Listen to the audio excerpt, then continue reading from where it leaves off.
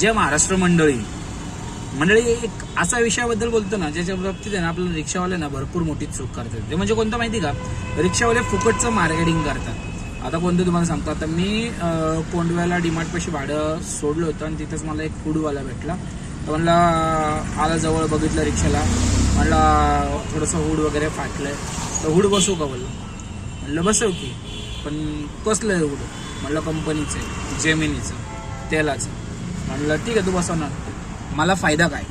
तो बोलतो अरे तुझं हुड फाटलंय ह्याचा फायदा. अरे म्हणलं तू जेमिनीचं बसवरती का नाही करत, कारवरती का करत नाही. तो का बोलला माहिती का, त्यांच्यावरती मला पैसे द्यावं लागतं आणि मग आम्हाला का नाही, तुम्हाला मी हुड देतो ना. नाही पाहिजे आम्हाला हुड. तुमचं बघा एक गोष्ट लक्षात ठेवा, रिक्षा आपण का काढतो, धंदा करण्यासाठी, पैसे कमवण्यासाठी काढतो, बरोबर की नाही. तर रिक्षा आपण धंदा करण्यासाठी, पैशासाठी काढतो, तर मग आपण कोणाचे पण आपली रिक्षा, आपले पैसे, सगळं आपलं, तर आपण त्या तेलाचं, आपण त्या ह्याचं, त्या आपण त्याचं का लावायचं. त्यासाठी पैसे घेऊनच लावायचे, समजलं का.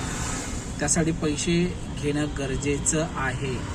तर 1,000 रुपयाचं घेतलं, 8 दिवसासाठी, महिन्यासाठी ते ओढ ठेवा. दुसरं एक करा 1000.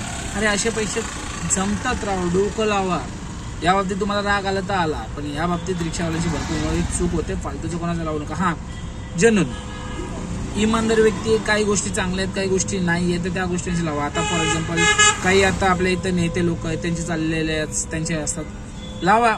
कारण ते जर चांगले असतील तर सरळ सरळ स्पष्ट बघा.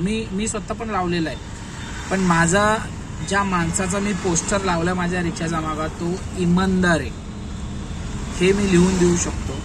तो होनेस्ट आहे, कर्तृत्ववान आहे, फक्त त्याला लोकांची साथची गरज आहे. ठीक आहे, तो विषय वेगळा. पण आपल्या रिक्षावाल्यांनी लक्षात ठेवा आणि प्रत्येक पोस्टर पुढचे पैसे घ्या, कारण रिक्षा कमवायला आहे, फुकट हजाम करायला आहे. ठीक आहे. जय महाराष्ट्र.